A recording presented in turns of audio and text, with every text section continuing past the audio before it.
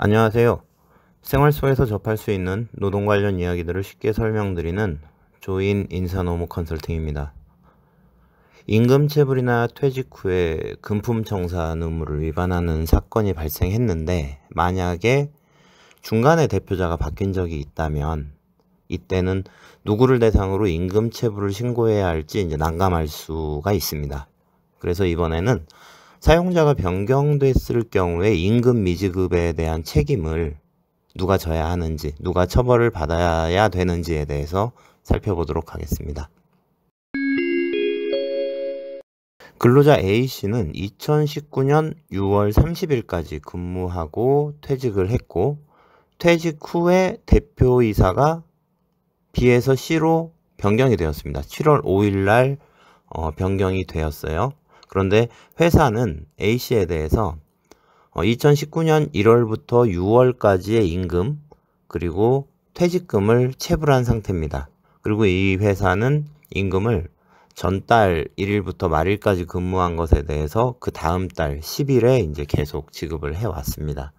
자, 이런 경우에 A씨는 노동부에 임금체불 진정을 넣으려고 하면서 과연 누구를 처벌해 달라고 해야 할지 한번 살펴보도록 하겠습니다.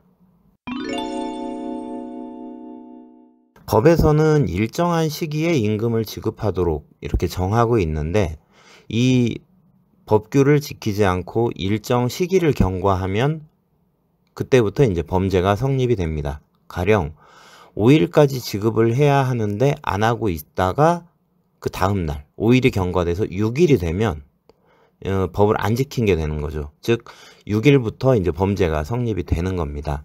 이처럼 해야 되는데 안 하는 형태의 범죄를 부작위범이라고 하는데, 임금 미지급 범죄는 범죄가 성립하는 그 당시에 부작위 행위자인 그 사용자가 책임을 져야 합니다.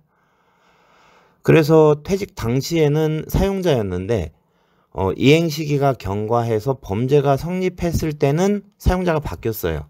그래서 그때는 만약에 사용자가 아니다라고 하면 그 사람은 범죄인이 될 수 없는 거고, 그 시기에 새로 사용자가 된 사람이 범죄인이 되는 겁니다. 그래서 범죄가 있었을 때 그 범죄가 성립한 그 시기에 누가 대표자였느냐, 그 사람이 범죄인이 된다는 거죠. 이 사례에서는 그 법을 위반한 범죄 행위가 세 가지가 있습니다. 하나는 근로기준법 제43조 임금지급에 대한 의무를 위반한 게 하나 있고요. 두 번째는 근로기준법 제36조 금품청산에 대한 의무를 위반한 게 있고요. 그 다음에 세 번째는 근로자 퇴직급여보장법 제9조 퇴직금의 지급에 대한 조항을 위반한 게 있습니다. 이 중에서 근로기준법 제43조 임금지급 의무에 대해서 보면 1월에서 5월까지의 임금을 지급해야 하는 시기는 1월분은 2월 10일, 2월분은 3월 10일, 이렇게 해서 5월분까지는 6월 10일, 이렇게 5번의 임금 지급 시기를 경과한 그 다음 날이 범죄 성립일이 되는 거죠. 그래서 이 5차례에 대해서는 그때 대표이사였던 B씨가 처벌을 받아야 되는 거고요. 그 다음에 퇴직 이후에 금품청산과 관련해서는 금품청산은 퇴직 후 14일까지 지급을 해야 되죠. 그래서 그 14일을 경과한 다음 날인 7월 15일이 범죄가 성립하는 날입니다. 그때 대표이사였던 C씨가 근로기준법 제36조와 퇴직급여보장법 제9조를 위반한 것에 대한 처벌을 받아야 됩니다. 이처럼 각각의 범죄 행위에 대해서 범죄 성립일을 기준으로 처벌 대상자가 나누어지게 되는 겁니다. 임금체불 사건을 진행하다 보면 이 처벌을 피하려고 사용자를 변경하는 경우가 개인 사업자인 경우에는 좀 왕왕 있습니다.